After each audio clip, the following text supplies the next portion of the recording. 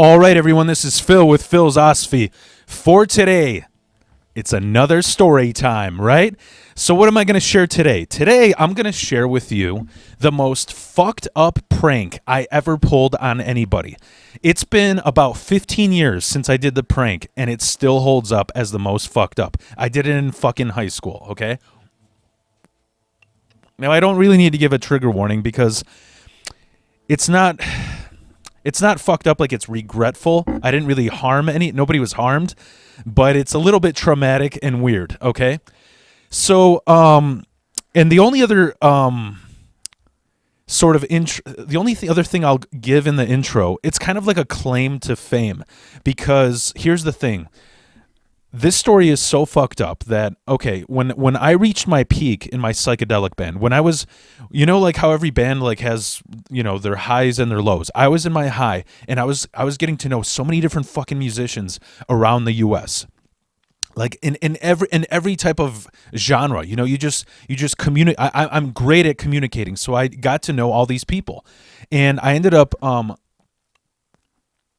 there was a metalhead who invited me to, he was an old school metalhead. He invited me to a party of his. He's like, "Hey man, I'm having a barbecue. Why don't you come over?" And I didn't know at the time, but he's actually best friends with Phil from Pantera. I didn't know that. And I'm not joking. Like, he hangs out with him like at least two times a year. So he's like best friends. He's not just, good friends and whatever. And so I came to his house, and sure enough, who was there? Mike Williams of I Hate God. For those of you who don't know who that is, it's a band called I Hate God, spelled I like eyeball, and they're a fucking sludge, raunchy metal band from the South. I mean, they sound like somebody going through withdrawal. They're a gritty band, and I mean, they're in the Gummo soundtrack, and they sing about like meth, and they have a song called Sister Fucker. It's raunchy, and he was there, and I told him this story, this prank, and he thought it was fucked up. All right, so let's get right to the story, okay? I'm going to give you some context, as usual. There's three characters. There's Billy, who was my drummer at the time. I was in a joke metal band in high school called Sir Bastards. We were like a mix. The music was like Meshuggah, but the content was like Pee Wee Herman or like Weird Al. I mean, we when we had breakdowns, we had a bike horn in between the breakdowns. Like, instead of hitting a cowbell, we hit the bike horn. So it was ridiculous, because Billy wanted to be more of a comedian, which he is now in San Francisco, and I wanted to be more a metal musician, so we kind of hit a compromise. Then there's John, who's the other character. He's my best friend from since we were in second grade, and I still know him to this day. 25 years going strong. Anyways,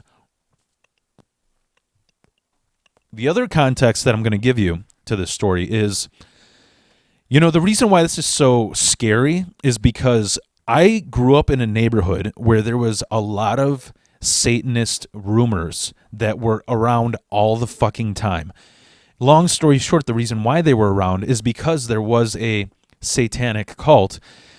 So you can look it up. Just look up the Chicago Rippers on Wikipedia or something, and it'll blow your mind. There are these four dudes who worked in construction.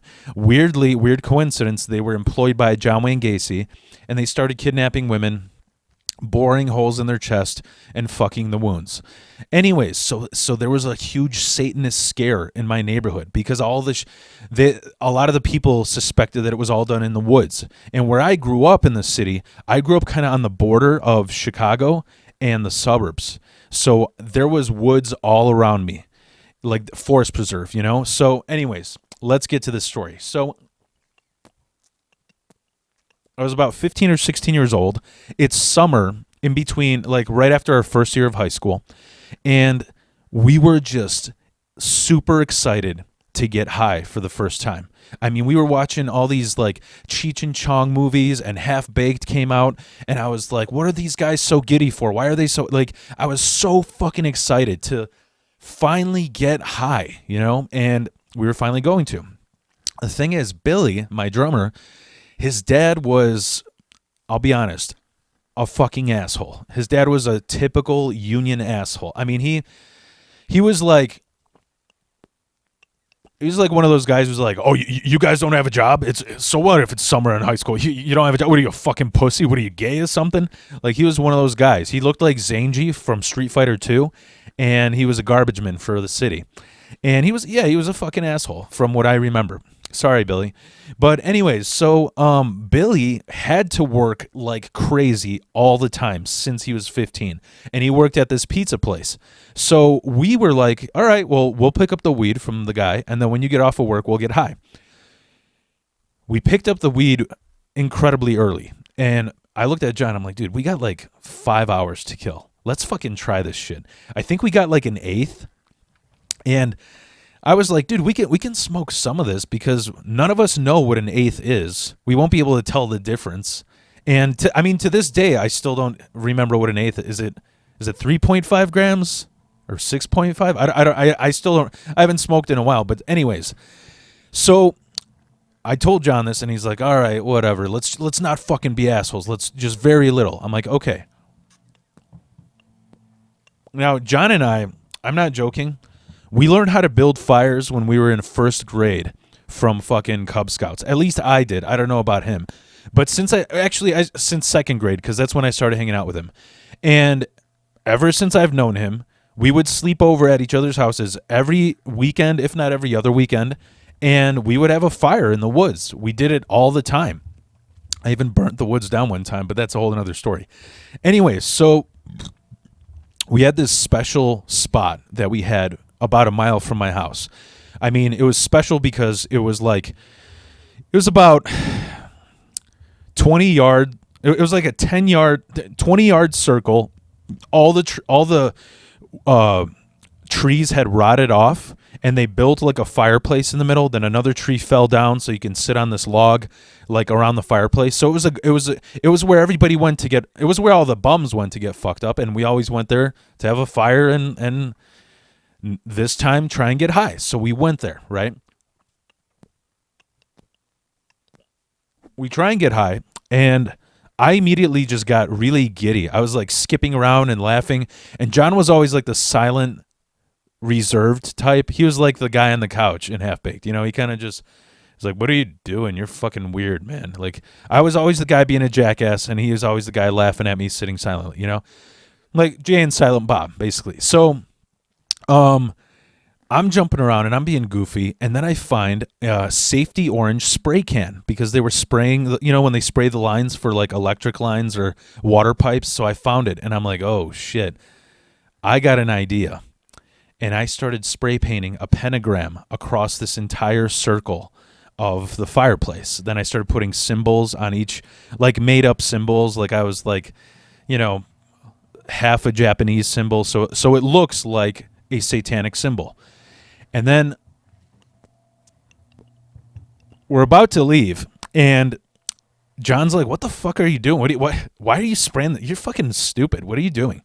And we start leaving, and we were going to leave. We were going to exit a different ways in case somebody watched us. Cause you know, that's the part that sucks. It's not the weed that gets you paranoid. In the 90s, it was the getting caught smoking weed that got you paranoid. So we tried to exit a different way, and what do I walk across? Okay, so where the woods that I was in, they were about 2 miles thick, and on the eastern side was a field, and then there was my house. On the south side, there was a busy street with signals and a crosswalk, same thing with the west side, but on the north side, there was this like 1.5 mile strip where it's not lit up at night, and it goes from 30 miles to 60 miles an hour. So people would always hit deer there. Like, you would not want to fucking cross the street there if you're a bum or something, because you will get hit. And what did I step over? A dead deer carcass. And I was like, holy shit. I am going to take this fucking prank up a notch. And I start pulling this rigor mortis carcass to the middle of this circle so it looks like a sacrifice. And oh my god, the fucking skin started sliding off. You know, I had to grip it really well, like You know when you try and pick up something and your gloves are loose, you had to like grip it really well so it didn't slide. And I did that, and he's like, "Dude, what the fuck are you doing? This is so fucked up." Like finally, John broke his silence. He's like, "What are you doing, man? This is fucking weird." And I go, "I'll tell you what I'm doing." Because I watch too much Tom Green and Jackass. So here's the funny thing. Billy and I were like opposite worlds. The thing that brought us together is because we both liked skateboarding, we both liked comedy. But the thing was, he was more like your average cool, like the kid on the block who everybody likes, Chicago Cubs fan, like normal fucking guy.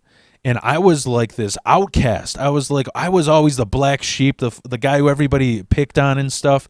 So, you know, I had gotten into black metal at a young age. That's why I knew about all this shit. I got into it at like 6th grade. So that's why I was doing all this crazy shit.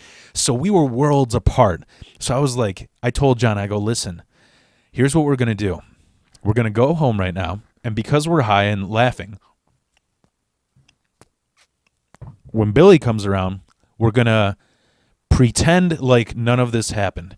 We're going to go to this same spot to get high with him, but we're going to act surprised. Like we don't know any of this shit, you know?"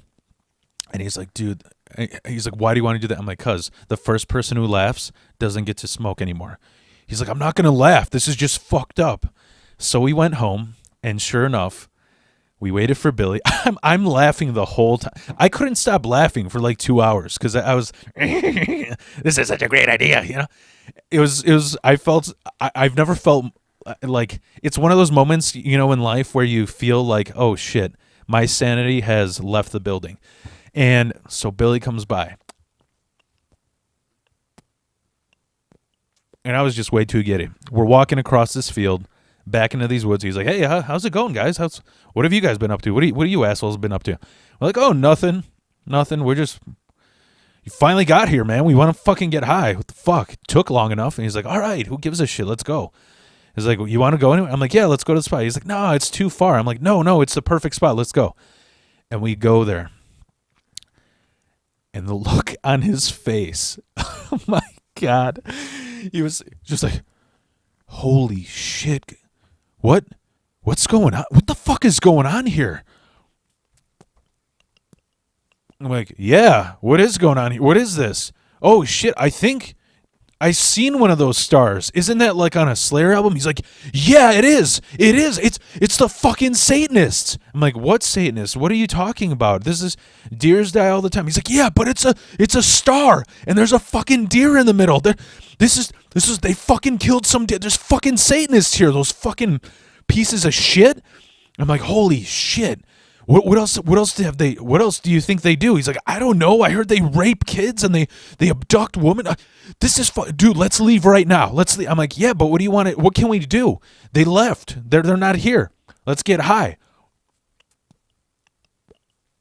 He's like, "No, dude, no. No, I can't get higher. I'm going to tweak out. This is too fucked up." I'm like, "Well, what do you want to do?" He's like, "Dude, I know what to do. Phil, you're on the football team. Let's fucking get all the football players. We'll hide in the bushes and then we'll fucking beat the shit out of them. Those fucking Marilyn Manson little morons, you know?" And I'm just like, "That's what you want to do?" He's like, "Yeah." I'm like, "So you're going to try and talk the football team to like hide behind trees for hours and then kill him?" He's like, Yeah, we go to a Catholic school. They'll do it." And then I'm just like, "Guess what, dude? I did this." Fucking, oh my God. He lost. He's like, "What? What do you mean?" He didn't even. Yeah, he had one of those looks on his face, like not pissed off, not terrified, but just like, "Man, dude, you're fucking weird. I don't know why I hang out with you." Like, I'm breaking out laughing. I cannot stop laughing. And he's just like, "All right, whatever. Let's fucking get high by this goddamn satanic ritual. I don't.